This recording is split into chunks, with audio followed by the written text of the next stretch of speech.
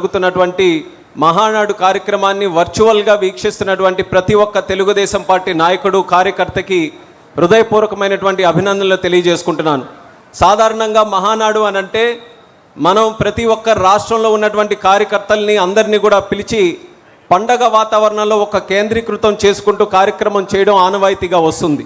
కానీ మొట్టమొదటిసారి దేశంలో ఉన్నటువంటి పరిస్థితుల్ని మనం అన్ని రకాలుగా సాకారం చేసే విధంగా పార్టీ తీసుకున్నటువంటి ఒక నిర్ణయంతో ఒక కార్యక్రమం ఇక్కడ చేస్తూ ఈరోజు మహానాడు కార్యక్రమాన్ని జిల్లాకి, గ్రామాలకి, ఇంటింటికి కూడా తీసుకొని వెళ్ళే ఒక మహాప్రయత్నం విజయవంతం చేసినటువంటి ప్రతి ఒక్క కార్యకర్త సోదర సోదరి మనకు కూడా మరొక్కసారి హృదయపూర్వకమైనటువంటి ధన్యవాదాలు తెలియజేసుకుంటున్నాం.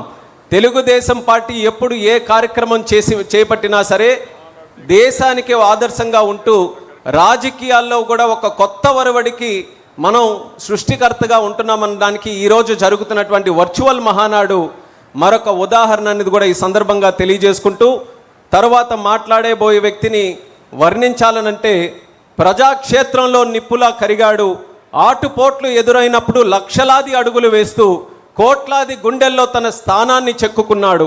విధ్వంసం సృష్టించే దుష్ట పరిపాలనలో కన్న తల్లిని అవమానిస్తే చెలించాడు, కన్న తండ్రిని అక్రమంగా అరెస్టు చేస్తే జ్వలించాడు. ఆ భ్రష్టు రాజకీయాలని భూస్థాపితం చేసేందుకు సమర శంఖాన్ని పూరిస్తూ యువగలంతో ప్రజలు మదిని గెలిచాడు. ఒక కార్యకర్తగా మొదలై ఒక నాయకుడుగా కృషి చేస్తూ నేడు యువ దళపతిగా ఎదిగాడు.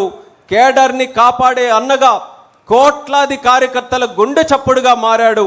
కార్యకర్తకి కష్టం వస్తే నేనున్నాననే భరోసాని వాళ్ళందరికీ కలిగించాడు. నిన్న ఆయన ఒక నమ్మకం, నేడు అతడే ఒక సైన్యం. తాతగారు, తండ్రి గారు వాళ్ళ వ్యక్తిత్వాన్ని, వాళ్ళ పోరాటాన్ని, వాళ్ళ సంకల్పాన్ని, వాళ్ళ ఆశయాన్ని కలబోసుకుని ఒక యువ శక్తిగా విజృంభించాడు. ఎక్కడ ఓడిపోతే అక్కడే 90,000కు పైగా మెజారిటీతో గెలిచి చూపించాడు ఆయనే. అది ఆయన తాలూకా కెపాసిటీ. ఎక్కడ తండ్రికి అవమానం జరిగిందో అదే చోట పట్టాభిషేకం జరిగేలా చేశాడు. అది ఆయన క్యాలిబర్. లక్షల కోట్ల రూపాయలు పెట్టుబడులు రాష్ట్రానికి తెప్పించి తనని నమ్ముకున్నటువంటి యువతకి శాశ్వత ఉపాధి కల్పిస్తున్నాడు. అది ఆయన కేపబిలిటీ. విద్యా వ్యవస్థలో సంస్కరణలు తీసుకొని వచ్చి పిల్లల భవిష్యత్తుకి ఒక బలమైనటువంటి పునాది వేస్తున్నాడు. అది ఆయన కన్విక్షన్. తల్లిని అవమానించినా కక్ష కల్మషం లేకుండా ప్రతి ఆడపడుచుని కూడా గౌరవిస్తున్నాడు. అది ఆయన క్యారెక్టర్.